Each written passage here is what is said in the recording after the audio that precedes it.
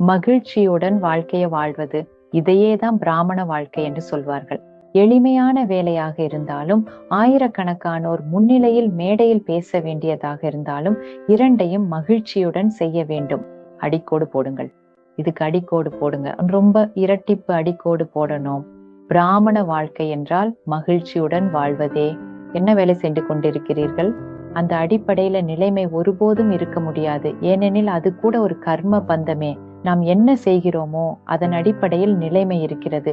நாம் என்ன செய்கிறோமோ அதன் அடிப்படையில நிலைமை கலியுகத்தில் தான் இருக்கும். ஏனெனில் ஆன்மாவின் சக்தி குறைவாக இருப்பதால் அது ஏதாவது செய்கிறது. அதனால் அதற்கு நல்ல உணர்வு கிடைக்கிறது. இதை செய்கிறேன் என்றால் எனக்கு நல்ல உணர்வு வருகிறது என்று நினைக்கிறேன். இந்த புதியதை நாம் செய்யும் போது நல்ல உணர்வு வருகிறது. இந்த வேலை மிகவும் சலிப்பாக இருக்கிறது. இதை செய்யும் போது நமக்கு சலிப்பு ஏற்படுகிறது. இந்த வேலை எனக்கு ஒருபோதும் பிடிக்கவில்லை.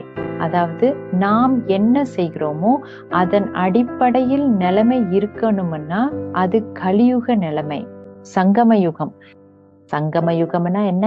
நிலை எப்போதும் மகிழ்ச்சியிலேயே இருக்கும். அந்த மகிழ்ச்சியிலிருந்து எந்த வேலையையும் செய்ய முடியும்.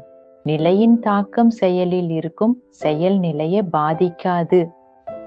நாம் என்ன செய்கிறோமோ அது உலகியலான வேலையாக இருந்தாலும் அல்லது நாம் சென்றில் சேவை செய்தாலும், நாம் எதை செய்தாலும் அதன் தாக்கம் நிலைமையில் ஏற்படுகிறது என்றால் நாம் கர்ம பந்தத்தில் இருக்கிறோம். கர்ம உறவில் இல்லை.